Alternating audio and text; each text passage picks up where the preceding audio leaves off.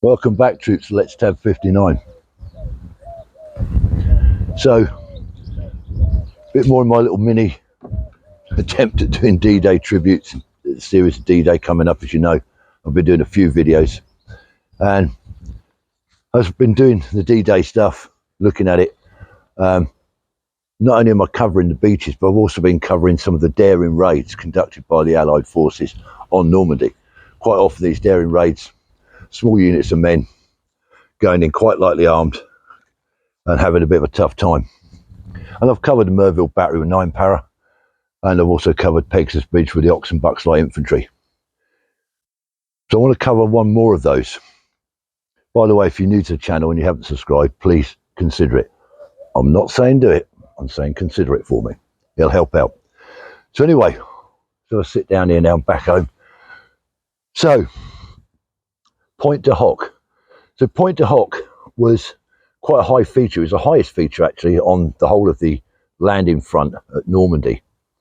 And it sits, Pointe Du Hoc, his feature, sort of juts out into the sea. It sits between the two American beaches, Omaha and Utah. And it's quite significant because the Allies knew that they were going to assault Omaha and Utah, and they knew that at the top of Pointe Du Hoc, the Germans had got, I think it was 6 155mm artillery pieces, encasements. And of course, they would pose a huge threat, a bit like the Merville Battery, but the Pointe Du Hoc Battery, the Germans up there, posed a huge threat to the landing on the beaches, obviously. So they had to be taken out, and the task was given to United States 2nd Ranger Battalion. And I think that, let me just check, I've got some notes here. It was D, E, and F companies of the 2nd Ranger Battalion. Cracking set of troops, Rangers, as you know, very, very well trained.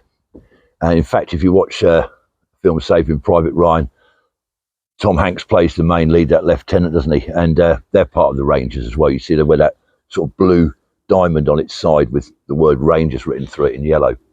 That's the Rangers designation badge. So the task come to those, and they had to scale the cliff. Now, the cliff is about 90 foot high.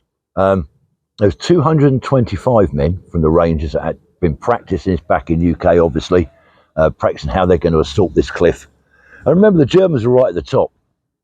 Now, just before that, in April of 44, obviously this attack was going on D-Day on the 6th, in April of 44, the United States Air Force, Army Air Force, bombed the crap out of Pointe Du Hoc and really give it a pasting to sort of soften it up a bit. What happened then, unbeknown to us, unbeknown to the Allies, after that attack on Pointe Du Hoc by the Air Force, the Germans removed the guns and moved them south slightly. But we didn't know that. We thought they were still in place. So 10 landing craft, manned by the Royal Navy, took the Rangers in to Pointe Du Hoc onto the beach. It was a very narrow strip of land. I think they had a couple of those ducks as well, vehicles that come in with them. And they had the ominous job of scaling this 90-foot odd cliff to get up there, assault the position, and destroy the guns in place to allow Omaha and Utah a better chance of being successful with their amphibious landing.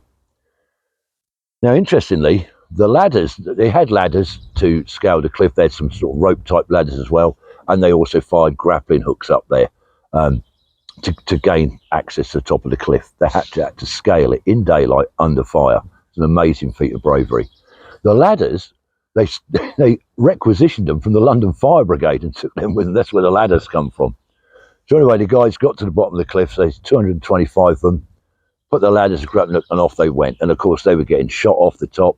The Germans were lobbing grenades down. Again, if you see the film The Longest Day, you'll see the reenactment of this assault on Pointe Du Hoc by the Rangers.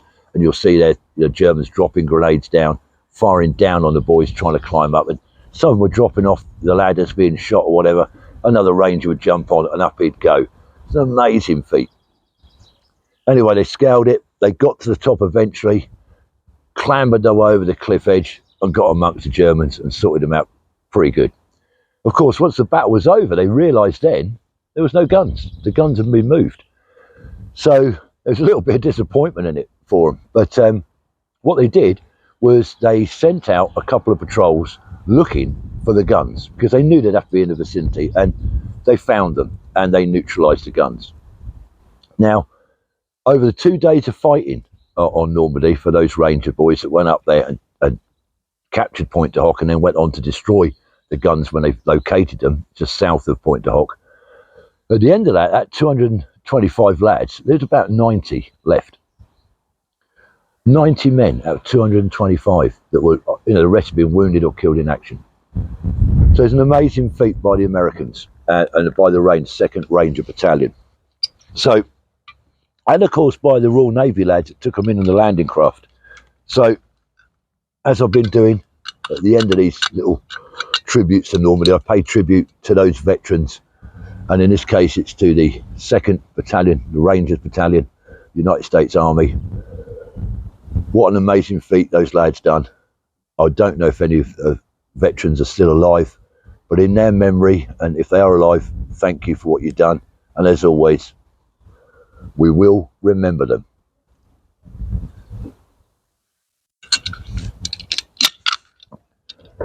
So that's the last one of those. I've still got a little bit more to do on Normandy before D-Day commemorations itself, which is tomorrow, and I will be doing something on that. But until next time, troops, stay safe and remember, let's tap.